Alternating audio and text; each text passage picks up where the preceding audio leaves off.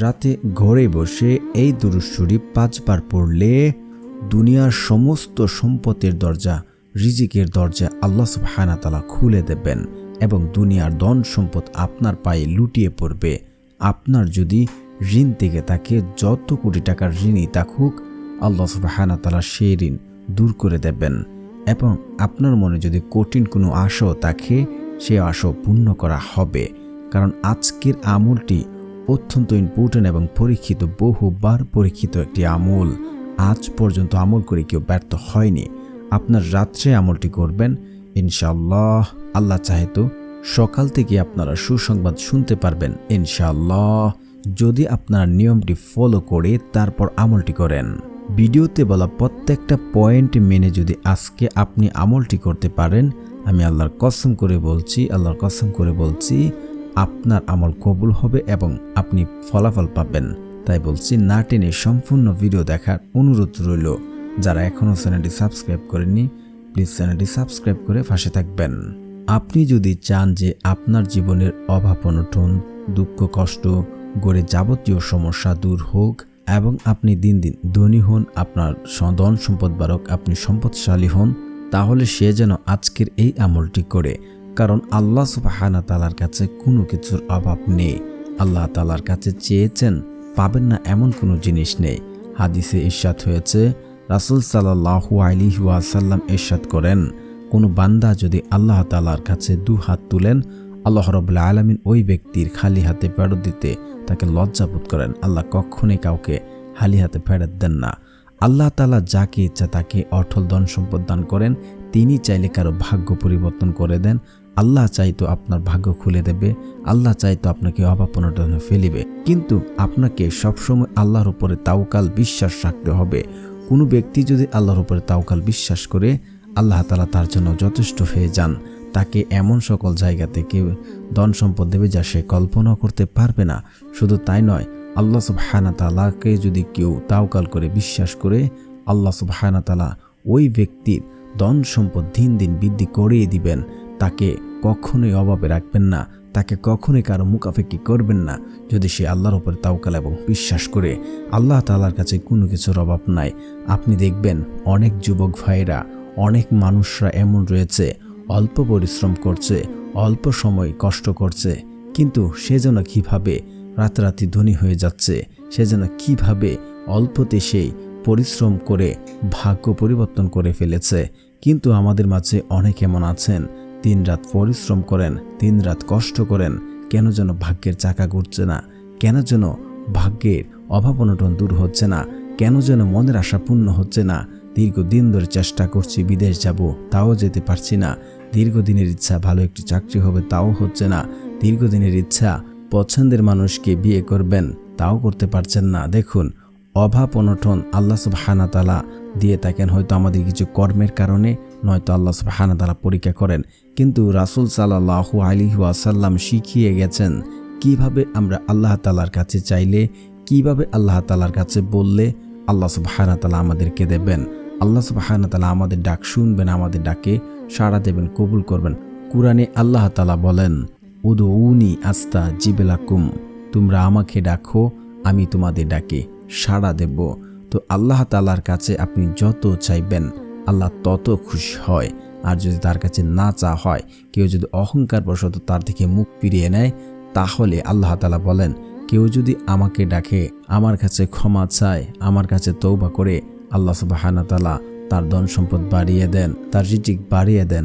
আর যদি কেউ অহংকার বশত আল্লাহ তাআলার থেকে মুখ ফিরিয়ে নেয়, আল্লাহ তাআলা তাকে দুনিয়ার ব্যস্ততা দিয়ে ভরে দেবেন।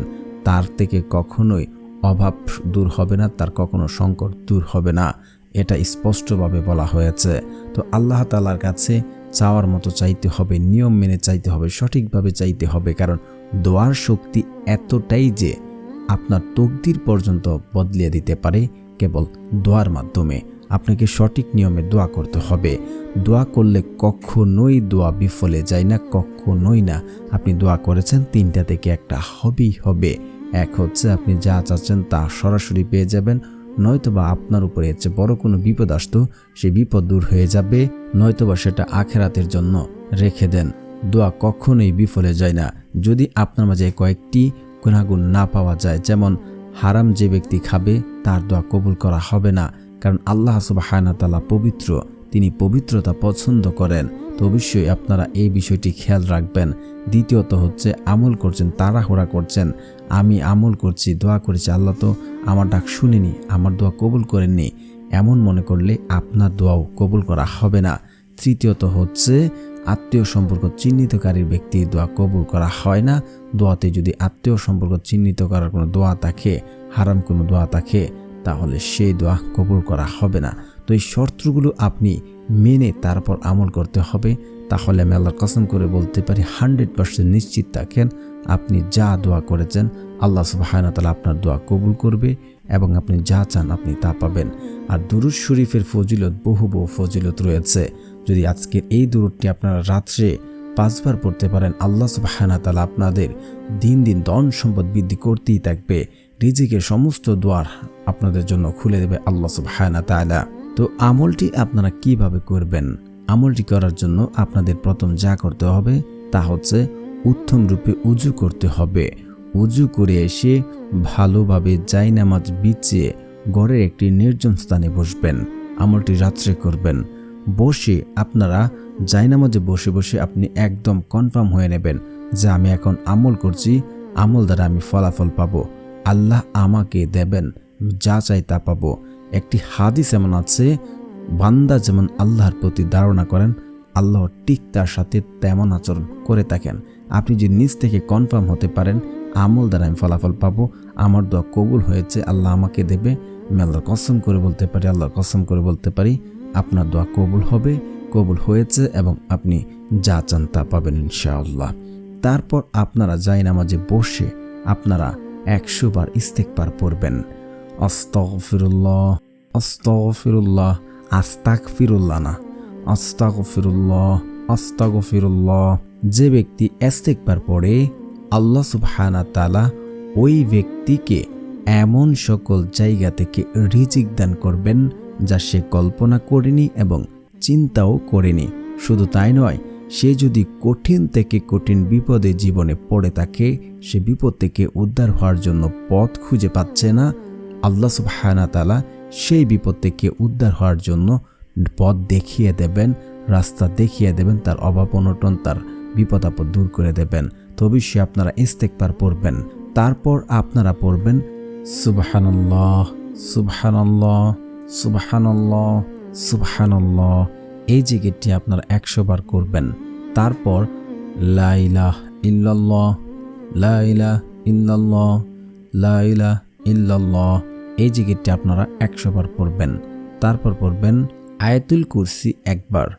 আল্লাহু লা ইলাহা ইল্লা হুয়াল হাইয়ুল কাইয়্যুম লা তাখুযুহু সিনাতু ওয়া লা নাওম লাহু মা ফিস সামাওয়াতি ওয়া মা ফিল আরদ মান জাল্লাযী ইয়াশফাউ ইনদাহু ইল্লা বিইজনিহি ইয়ালামু মা বাইনা আইদিহিম ওয়া মা খালফাহুম ওয়া লা ইউহিতুনা বিশাইইম মিন ইলমিহি ইল্লা বিমা শাআ ওয়াসিয়া কুরসিয়ুস সামাওয়াতি ওয়াল আরদ ওয়া লা ইয়াউদু হিফযুহুমা ওয়া হুয়াল আলিয়্যুল আযীম।